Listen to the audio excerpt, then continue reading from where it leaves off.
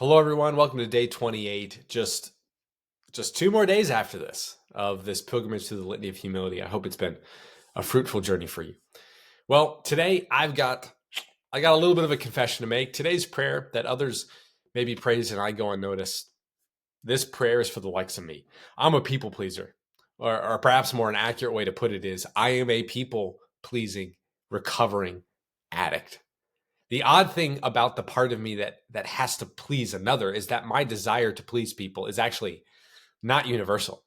At every stage of my life, I can actually tell you the singular person I was trying to please above all others.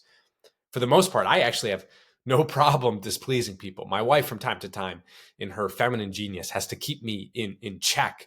She'll temper my speech or nuance my approach to ensure that I communicate with care in a pleasing way. But there always seems to be an exception to that. At least one person in my life I compulsively have to please. And I have to please them above all else in such a way that I have to orient my life around the approval and praise of that singular person. Like an addict, at each stage of my life, whoever that person was, I would literally live for the high of receiving even the smallest hint of approval and praise, indicating that the object of my attention is in fact pleased with me. Here are some of the problems and the signs of people pleasing, at least in my own experience. One, my mood was impacted by their perception of me, by the person I'm trying to please. If that person was pleased with me, if they praised me, I was happy. If they were silent, distant, if they didn't notice me, or worst of all, if they criticized me, I would lose it. I would get paranoid, or I would get frustrated, or get really, really upset. And then the problem would come and I would flip my whole world around just to try and change their mind. It didn't matter who got hurt in the process or who I hurt in the process of trying to please this person and reconcile the difference between me and them. And believe me, I hurt a number of people in the process of trying to please a singular person. Number two, my sense of worth was left entirely in the hands of the person I was trying to please.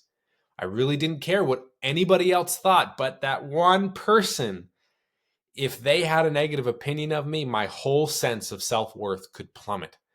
When they thought I was good, I was good. When they thought I was worthless, then I thought I was worthless. And the problem with that is that meant that I gave up my free will for the perception of their will.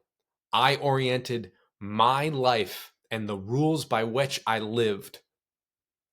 I gave that up and gave that over to them. I let them dictate the terms and rules of my life. Number three, I would prioritize the needs of this person over my own in all circumstances. My need for sleep or connection or a break was irrelevant compared to their needs. The problem, of course, is that I would run myself into the ground just to please them, or I would shut down my entire emotional system just to take care of them, just to receive their praise.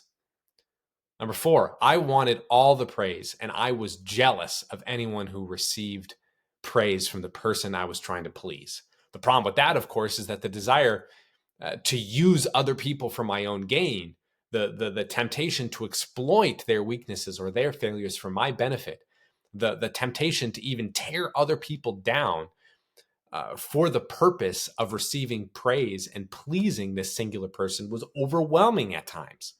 And I would end up using people as a means to an end, which absolutely violates their human dignity. So, people pleasing, and for me in particular, pleasing this singular person, man, there were some great highs, and it pushed me to try and achieve great things, but it came at a massive, massive cost. And at every stage of my life, it would have been better for me to have gone unnoticed and learned to seek to please God than it would have been to receive that first hit of praise from the person that I admired, from the person who I would eventually dedicate my time and energy and talent to pleasing. So today, maybe it's just me, but today I invite you actually to explore your own inner life. What are you willing to do for the praise of another?